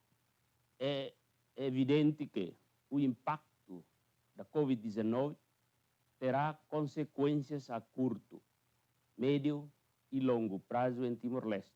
Precisamos fazer escolhas difíceis nos próximos anos. Com isso em mente, o governo está atualmente a preparar o plano de recuperação econômica da Covid-19, 2021 até 2023. A Covid-19 veio ampliar alguns dos problemas e disparidades existentes. Tornou-se mais claro do que nunca quais são os grupos e quais questões que carecem de maior atenção. Neste contexto, vemos os esforços de recuperação socioeconômica a longo prazo da Covid-19 como uma oportunidade para abordar alguns desses desafios e desigualdades subjacentes e priorizar o investimento para reconstruir melhor. Ao fazê-lo, pretendemos continuar a rumar firmemente na direção dos Objetivos de Desenvolvimento Sustentável, pelo que devemos proteger os ganhos de desenvolvimento que o nosso jovem país já alcançou desde que conquistamos nossa independência em 2002. E, em atenção à nossa população jovem, devemos garantir que a nossa recuperação e o crescimento econômico são inclusivos, equitativos e ambientalmente sustentáveis. Uma pandemia global faz sobressair de forma gritante a nossa interconectividade global. Os desafios globais exigem soluções globais. Como beneficiário e defensor do multilateralismo, Timor-Leste espera continuar a trabalhar em estreita colaboração com a ONU, não apenas para recuperar melhor Timor-Leste, mas também para reconstruir juntos um mundo melhor. Thank you to the Minister for that message from Timor-Leste. And now to Iceland, and we will be hearing from His Excellency Mr. Martin Eilson, Director General for International Affairs and Development Cooperation. Director General, the floor is yours. Thank you, Chair. As we all know, COVID-19 is a global emergency, and it's important that we all act in solidarity. I'd like to make 3 points. Firstly, I would like to emphasize unearmarked funding through multi-year agreements. They offer the UN the necessary flexibility and are instrumental in reducing the funding gaps. Secondly, I would also like to inform you that together with the other Nordics, we emphasize building back better and greener. We would like to emphasize in that regard the role of the private sector in particular. We won't be able to make sufficient progress without the participation of the private sector, and we cannot forget our gains in gender equality and women's and girls' empowerment in that context. We have to keep that in mind. Thirdly, I would like to inform you that Iceland has put together a holistic COVID package, including the vaccine efforts by Gavi and CEPI of $5.5 million. And it's also containing, I mentioned the vaccine, is also covering the Global Humanitarian Response Plan and the UN Response and Recovery Fund, which we are talking about here today. And in that respect, 95 million Icelandic crowns go to the humanitarian response plan. There are 20 to UNHCR and UNFPA, 25 to the OTSA country-based pool fund. Providing protection and assistance to the most vulnerable population should be a key priority in our efforts. And I thank you very much for organizing this important meeting, and thank you very much for your attention. Thank you very much, Martin, for those words. And next we're going to hear from His Excellency Ambassador Mr. Michal Milnar, Permanent Representative of the Slovak Republic to the UN. Ambassador, over to you. Thank you very much. Happy UN Charter Day, and thank you to our champion Deputy Secretary General Amina Mohammed and her whole team for this highly relevant event. The COVID-19 pandemic has created an unprecedented human and health crisis. It has had a serious long-term impact on all countries, but the poorest and most vulnerable are impacted the hardest. As also mentioned by the DSG, the pandemic is shrinking the global economy, representing the deepest recession since World War II and triggering a dramatic rise in extreme poverty. The crisis requires a fast, coherent, and coordinated global response. We highly appreciate the leadership of the Secretary General, including the launch of the UN framework for the immediate socio-economic response to COVID-19 and the creation of the COVID-19 Response and Recovery Fund. Slovakia has managed to flatten the COVID-19 curve quite successfully so far, but the pandemic is far from over. We are fully committed to eliminating adverse effects of this unprecedented crisis. It has never been more crucial to show solidarity with the most affected and most vulnerable. Therefore, Slovakia has recently made its contribution to the NPTF. We encourage all member states to consider contributing to the fund and its important mission. We have reached an important momentum when we are rethinking how to recover. We can already see now that the business as usual is not good enough. National policies should take into account new realities, including the increased importance of digital agenda, transformation to new and green economic models, as well as rethinking our social protection and employment policies. The 2030 agenda offers us the best framework for a fair and sustainable transition, and the decade of action provides an additional push in the right direction. We are much better equipped for it now with the new resident coordinator system in place. It is important to also focus on preserving development gains already achieved. Slovakia's key priority in this regard is to strengthen existing partnerships and build new ones with other donors, UN agencies, and civil society. We now have dedicated MOUs not only with UNDP, but recently we have added MOUs also with UNICEF and UNESCO, and soon with UN Women. Let me conclude by mentioning that earlier this week, the President of the Slovak Republic, Her Excellency Zuzana Čaputová, had a phone call with the Secretary General in which they agreed that especially during the pandemic, it was highly necessary to continue prioritizing climate action, human rights, the rule of law, and addressing domestic and gender-based violence. I thank you. Thank you, Ambassador. And now our next speaker, again, from the Deputy Permanent Representative to the UN, this time from the Republic of Korea. Delighted to hand the floor to Her Excellency Ambassador Mishon Joo.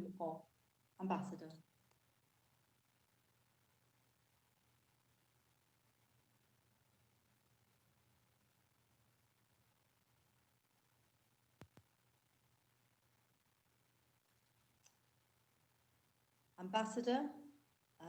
Ambassador Oh, could you confirm if you're online?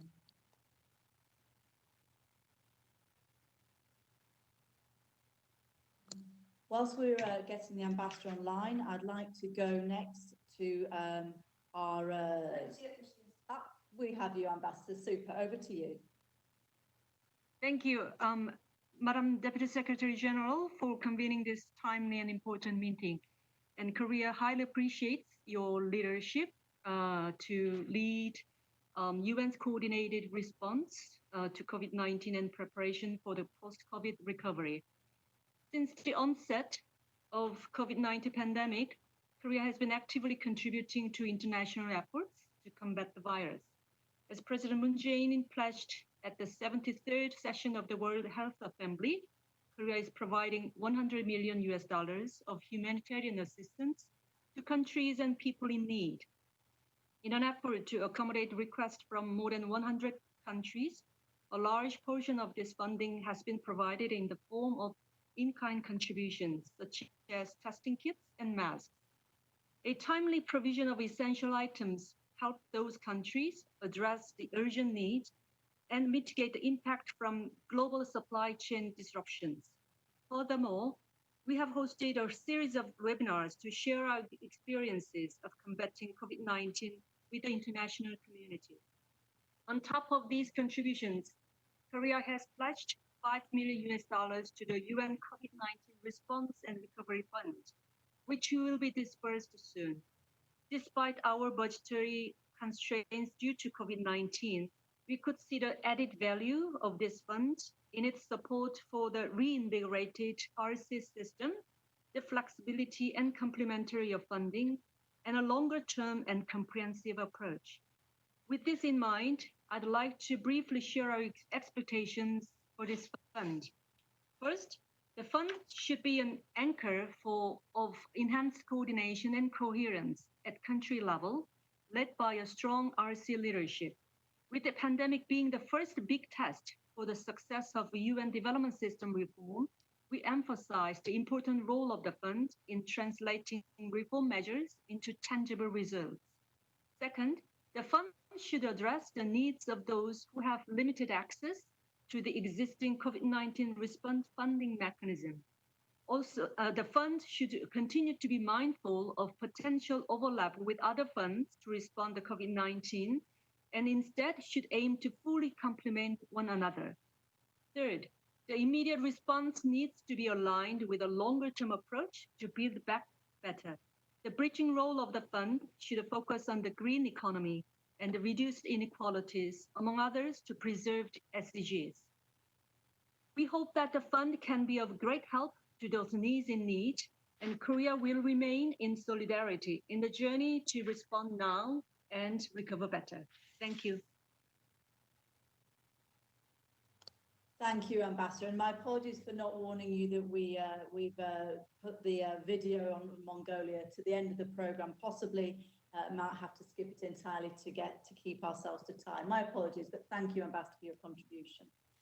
Next, we're going to go to our second resident coordinator to hear a country outlook. To Tunisia, Ms. Lila Peters. Over to you, Lila.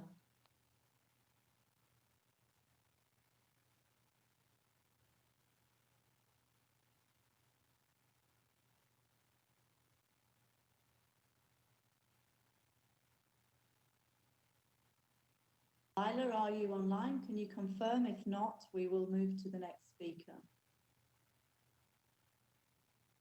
Lila is there, but her microphone is not working. Okay. Lila, just a couple more seconds, please, if you can get working, and otherwise we'll move to the next speaker. Hello? Hello, can you hear me? Yeah, I'm very sorry. Yeah, yes. Madam Deputy Secretary General Aminata Mohamed, Excellencies, good afternoon from Tunis. Tunisia has adopted early sanitary measure back in January 2020 and went into lockdown measures like many countries since mid-March. This has enabled actually the country to have a low infection rate. So far, as of today, out of the population of 11 million people, we have had 1,162 infection and we have had 50 deaths. The UN, same as the government, have come up together very timely and has put together a coordinated approach. This has enabled the UN together to support the government by providing policy advice, analysis, and technical assistance. Based on the analysis done by United Nations, what we have seen is all the social and the economical impact of COVID is tremendous on Tunisia. We expect that the GDP of Tunisia will shrink by 4.3%, unemployment to raise by 30%, and poverty will affect up to 2.5 million people.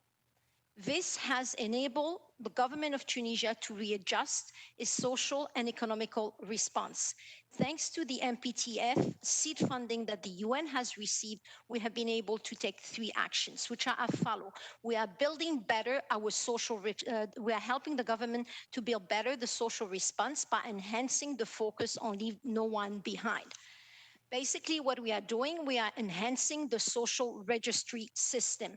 By doing that, we are making sure that no one behind are included in the registry system. This will enable them to have access to social services, cash transfer, health, and education services. The other second action that we're doing with the fund is we are providing emergency financial, psychological, and shelter support. And finally, with the fund, we are helping to enhance and to provide sustainable economical opportunity to marginalized women and to support SMEs. What are we doing concretely is we're creating a digital platform and we're providing access to technology. Basically, what are some of the lessons that we have learned from this is today, here in Tunisia, the UN was able actually to play a key role in the COVID response. And why? It's because basically we have been providing a policy advisory role and we have been responding timely. Second, thanks to this work that the UN is doing. 30 seconds, please, Leila. Yes. Thank you. Yeah, so sorry. So thanks to the work we are doing, we are able, with the funds, to leverage other funding from the IFIs. Thank you very much. Thank you very much indeed, and terrific to hear about what you're doing in Tunisia with the rest of the UN country team. That brings us to the end of the second section of our forum, and we'll go straight into segment 3 with a theme around building back with innovation and digital to the fore. And with that, I'll turn to our first speaker, Mr. Paul Coleman, who's the SDG advocate. Paul, over to you.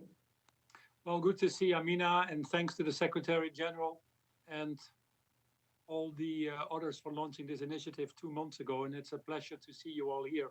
I'm glad to see the clear focus actually on helping the most vulnerable, whose conditions have only been exacerbated by this pandemic and the associated economic crisis.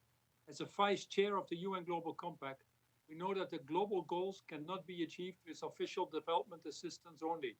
We need to, especially now, be sure that many of these resources are being used to fight this pandemic. Private sector action is absolutely needed more than ever to provide the technical solutions, innovation, financing at scale if we are to overcome this crisis and fulfill the promises of the global goals. First, we actually see Goal 17 in action here. The UN COVID-19 Response and Recovery Fund is bridging a wonderful bridging instrument. It links local solutions with national and international policymaking. It bridges immediate solutions with long-term response. And it offers immediate funding to enable the larger investment flows. It brings public and private as well as philanthropic resources together. Second, we need to attack as a whole of society response to this pandemic, as Tedros rightfully said. And the same is true for the global goals. Collaboration between the UN, the private sector, and the member states can bring us closer to the world we want and catalyze the future investments, from the billions to the trillions. The fund can be a catalytic instrument to get us there. Third, mobilization of resources and expertise is key. Partnership between the private sector and the United Nations are incredibly powerful. The fund seeks to mobilize $2 billion in catalytic investment to generate these solutions that the private sector and other sectors can further invest in to support the recovery that is inclusive, equitable, and sustainable. My only request is be generous because it's worth supporting. And fourth, start local but scale fast. For the UN, we are going at rapid speed, in my opinion, already active in nearly 50 countries, working with member states, local businesses, UN residence coordinators. We need to accelerate the joint or blended investments, using the funds as a vehicle for good solutions that the private sector can then take to scale. And finally, it's creating opportunities from the crisis. In particular, and building on the current portfolio, the private sector and the UN should look into expanding digital and green solutions as effective and efficient response to the immediate crisis, and as solutions for the sustainable development. The private sector can bring the know-how, the advancements, and the resources to implement immediate solutions that make lasting change. I applaud you for this initiative. You can count on our full support. Thank you. Thank you very much, Paul, for reminding us of the power of partnership. And now we're going to go to the Executive Director for UN Women, Phumzile Mlambo Ngcuka. Over to you, Phumzile. Very much, Madam Chair. It's wonderful to see all of you. Thanks to the magic of technology, COVID-19 has showed how much we all need digital assets, and that those who do not have it are being left behind. There are about 3 billion people on the planet who are not connected. The majority of them are women, and they also include workers and school children. So thank you for supporting this work, for being here today on this UN Charter Day, and for making sure that you give this work a boost and making sure we leave no one behind. Like all pandemics, COVID-19 has a gender dimension, and we need to understand women and girls' needs and experience at this time. I would have liked to hear more of you mention women in your interventions, but I'm sure there's more to come. Women are in the front lines. They are shouldering the increasing load of unpaid care work and domestic work. They are experiencing rising levels of GBV under lockdown, and the pandemic has in many ways proved that indeed it is disproportionately affecting women. Your contribution to this fund is an enabler to life-saving interventions for women who are experiencing violence at the hands of dangerous abusers during lock-in. UN Women is working with the UN system and partners to ensure that we have that gender-sensitive response and recovery efforts to provide a foundation for building back better, and that we protect the SDG agenda. We have brought the gender equality marker to COVID-19 response and recovery fund to help integrate gender responsiveness in all projects supported by the fund. And thank you so much to the many agencies and UN cities for using the gender marker. The UN also provides essential data to the world.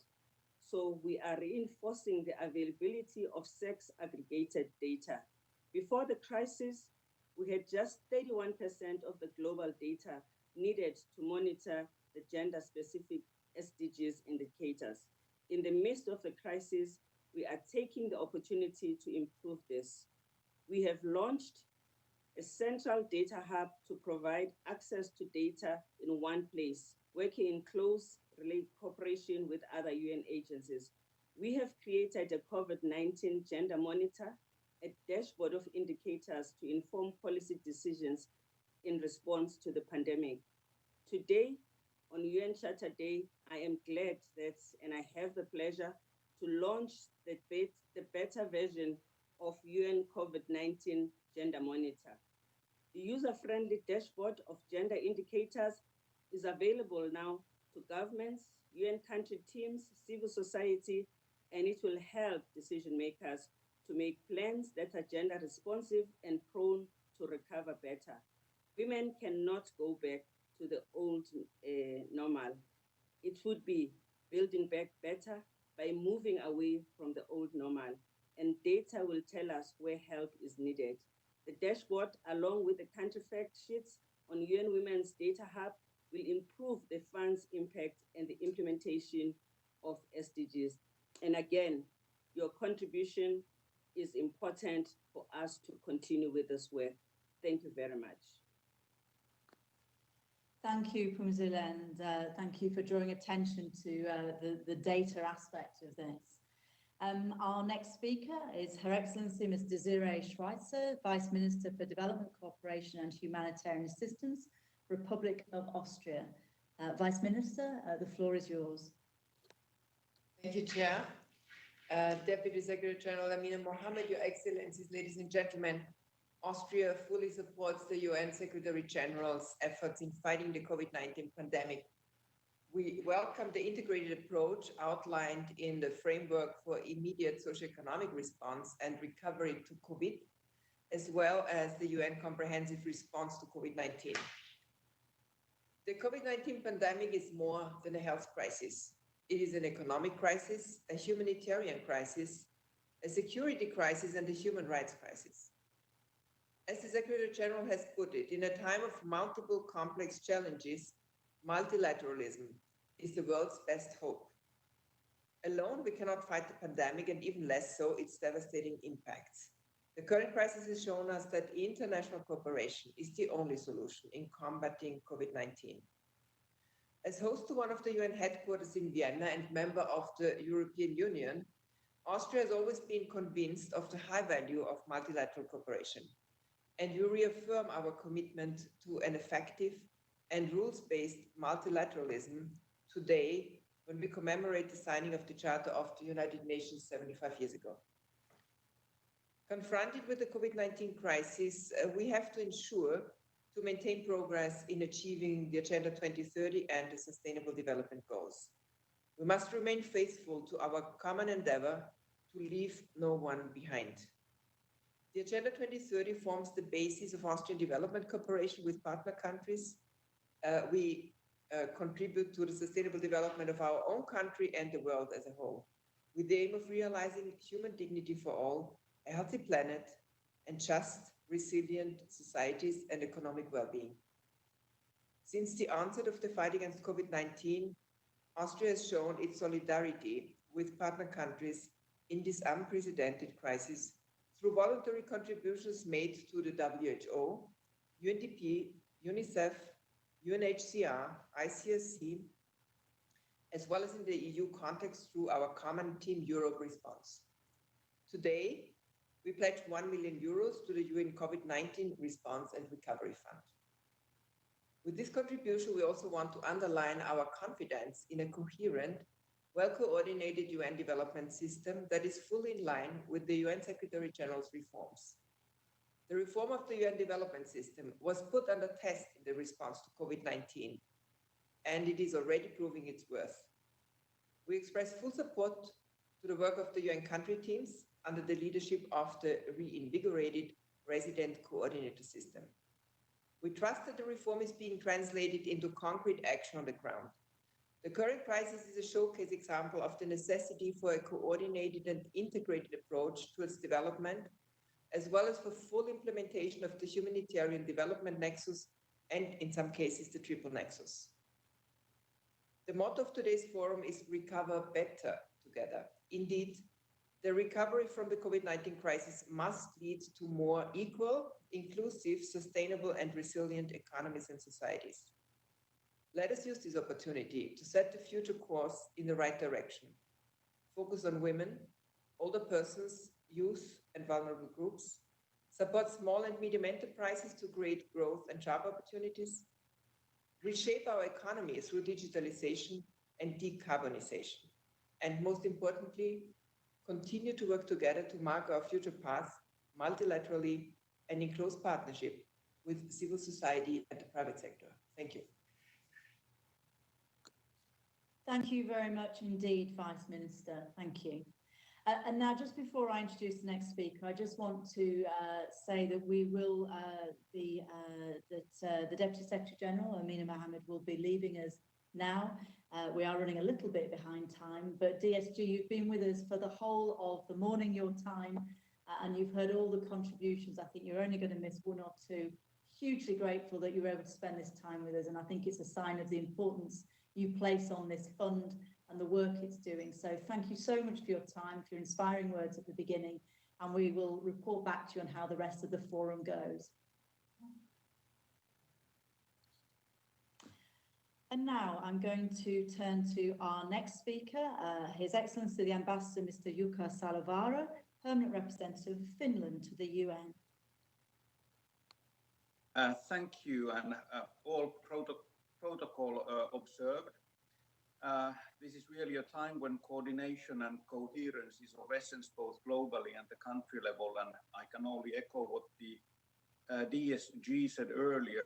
As global challenges are of unprecedented scale, the response also needs to achieve a global scale, which can only be achieved if the UN acts as one.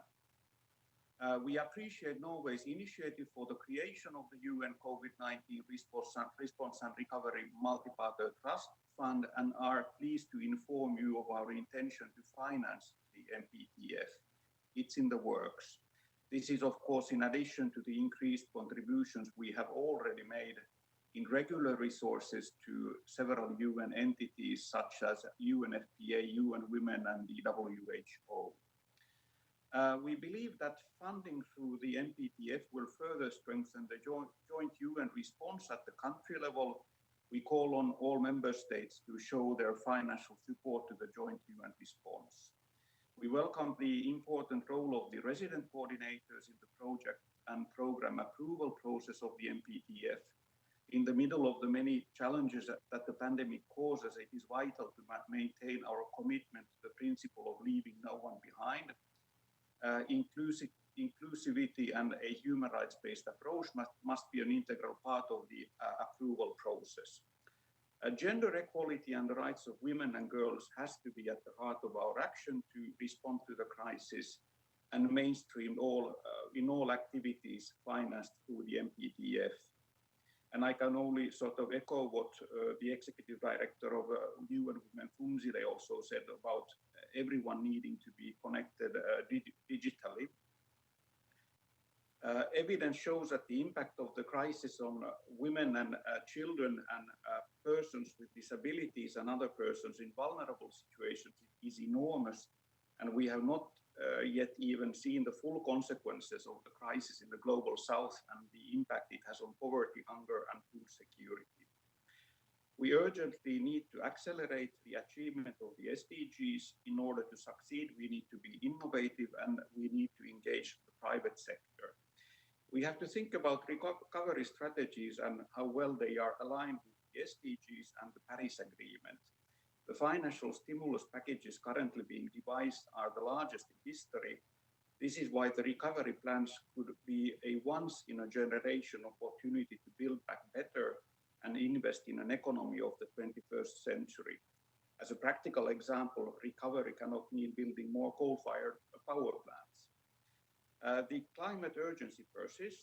There is a risk of post-pandemic rebound of global emissions.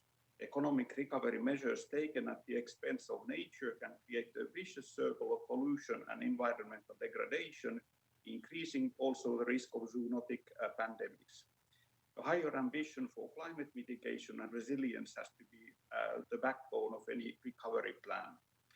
Together with the EU, Finland has reconfirmed its commitment to a green, digital and resilient recovery and strongly embedded such criteria in its proposals. Digital solutions can reduce our carbon footprint. Finally, I would like to underline that our collaboration with the Sustainable Infrastructure Impact Investments, the S3I initiative of UNOPS, addresses these needs, and Finland is proud to be the host of the S3I initiative. Thank you so much. Thank you, Ambassador. And now there's a slight change to our programme. We're going to put the video message from Moldova, which we were delighted to receive, but we're going to put that on the website for colleagues to view later. But I'm delighted that we're able to welcome Mr. Tue Krarup Pedersen, Acting Director for Africa and Development Policy from Denmark, to the programme. So over to you, Mr. Krarup Pedersen.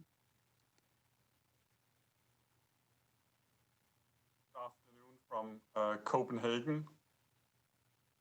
Excellencies, distinguished speakers, I will not need to echo what so many of you have pointed out.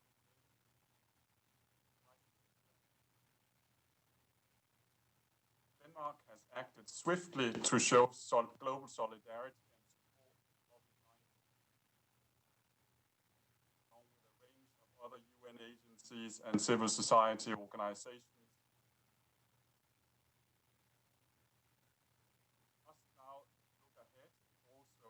Time of crisis, it is paramount that the recovery efforts result in resilient societies. We must use this opportunity to accelerate the agenda as well as the Paris Agreement. In other words, we must move back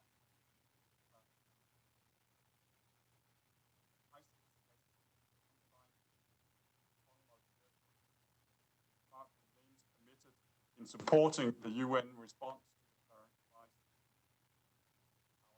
Our Nordic colleagues are exploring concrete ways to cooperate and support the resilient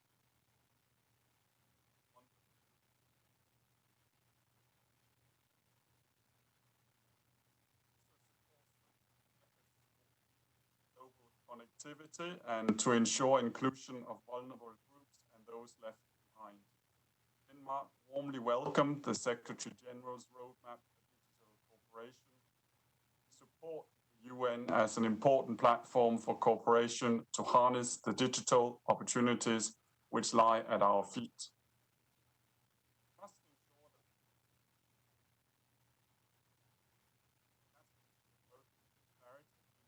To reach the SDGs that you can see here behind me.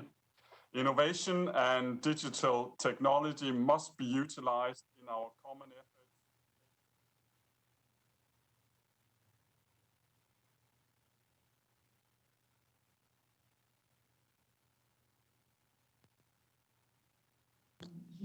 Thank you very much indeed for that contribution. And now our next speaker is Mr. Philip Schonrock from CPI, and that's a knowledge factory organization from Colombia. He will be followed by our resident coordinator for Mauritania. I'm going to ask both of our next two speakers to be strictly observant of time, please, as we are slightly at the limit of our time, and we want to make sure that we don't overstay. So I'm going to go next to Philip, please, and the floor is yours. Yes, Madam Moderator and dear colleagues, good morning from Cali, Colombia. As the director of CPI, a Colombian-based think tank, we have been with the challenge of our team and partners in order to build a multi-stakeholder platform where different stakeholders can actually bring together their expertise to the MPTF fund. And the second challenge we have is how technology actually can play its role in it. And thirdly, of course, how different civil society, academia, and think tank actors can ensure that this can be done in a transparent and, of course, results-oriented way. So the work ahead that we have and we have been doing for the last 3 weeks have been creating an independent data and innovation center that aims to understand and anticipates the needs of the MPTF fund. Doing it together by joining forces, it's the way that we are seeing it. As a southern institution with the capacities in order to lead different networks and platforms, we saw that we had to build this together with partners. So we have been talking about partnerships throughout the morning, and I want to give you 3 very concrete examples on how we're doing this. With the private sector, by providing hardware and software to create our own data laboratory with its own server and cutting-edge technology. So our data laboratory actually will have our own data center that this is provided by the Tableau Foundation. Second of all, where does knowledge come from? From the African Institute of Mathematical Science, who are providing data scientists that are working with us in order to mine, interpret, and visualize data, and a think tank network in all 5 regions where the UN works in order to bring data closer to the UN system and to the partners on the ground. So how do we actually translate this into reality? A programmatic partnership with the UN to provide real-time predictive data analytics, create data catalogs with spatial temporal details, and also, and very important, a geocoded global covered MPPF financial flow data set. And last but not least, it is to generate, distill, and transfer cross-regional knowledge to the partners in low and middle-income countries. Madam Moderator, that's all from my side at this moment. It was a pleasure and an honor. Over to you. Thank you very much, Philip. Much appreciated.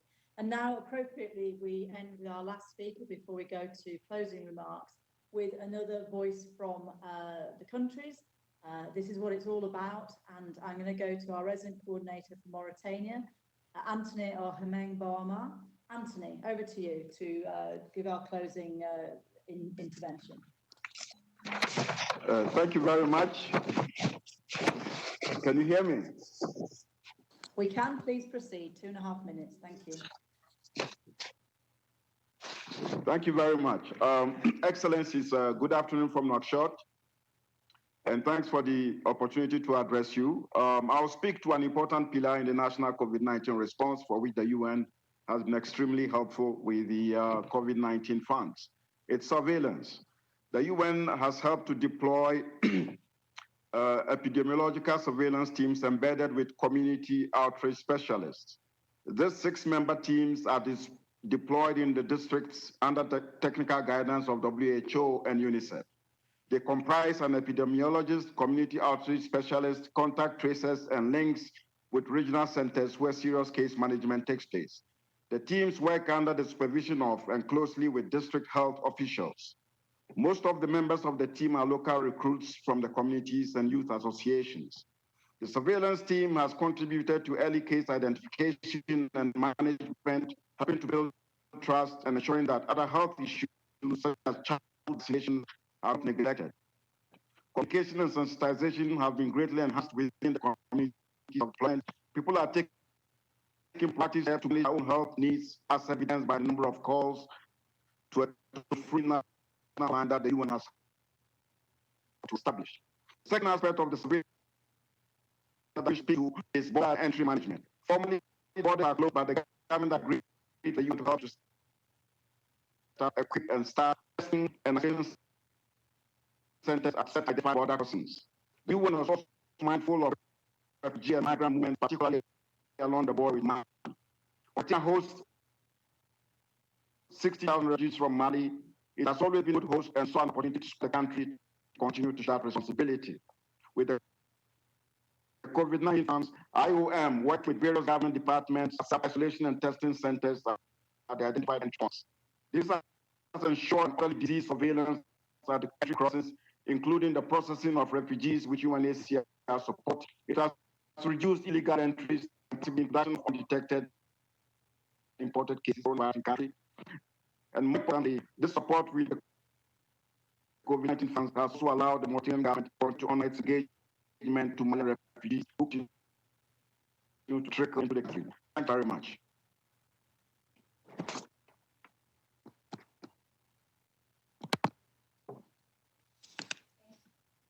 Anthony, thank you. Thank you for that contribution. Thank you for everything you and the team are doing in Mauritania, working with the government and the country and people there. And so that brings us to the end of the contributions of speakers. And I'm going to hand over to Jens Wendel for closing remarks. And as many of you will know, as well as being the Secretary General's Special Advisor on Reform, Jens is the designate for the Response and Recovery Fund, and he's in charge. Over to you, Jens. Thank you. Dear colleagues, with more than 300 people listening in, what we've heard is actions. What we've heard are commitments. What we also heard is directions and ideas. We have also heard from various stakeholders. We have private sector voice, think tank, academia. We have launched 2 data platforms, one on gender disaggregated data, and the other on the data platform for both civil society, academia, and other stakeholders, led by CEPI. And finally, when we started this morning, we had $48 million in the bank. We have received an additional 16. We're heard from all our donors. So we have 64 million, and we have 129 resident coordinator and a larger number of country teams ready to continue the collaboration with the governments to move us forward. But I would like to close to reiterate Amina Mohammed's statement that the world cannot and will not go back to previous normal, nor will the UN development system. Today marked another step in a change through the United Nations system so we can execute on this development emergency that we are truly facing. Thank you very much. You're muted.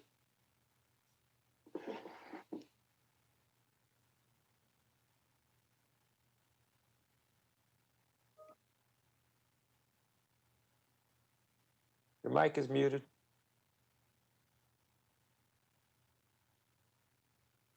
Jane, your mic is muted. I got through the whole event without doing that. Just at the last fell at the final hurdle. Thank you for reminding me, Jens. To reiterate, thank you to you for your closing comments. Thank you to everyone who's contributed, both with messages, with feedback from countries, and of course to those who've added to the fund in order that there can be more good work undertaken in the future. All I want to say in closing that it's been a great pleasure to moderate this event. It's a great honour to be involved with this fund and the good work it's doing, and I know there'll be more of that to come. Thank you to everyone who's helped to make this a success, and a special thank you to the very hard-working team behind the scenes who've worked with everyone who's contributed, been working on the IT and the agenda and all the aspects of this that make an event like this run smoothly. And obviously thanks to those who work every day on the fund itself. And so with that, I will wish you bon soirée or good day, depending on where you are. Thank you for joining us. Bye-bye.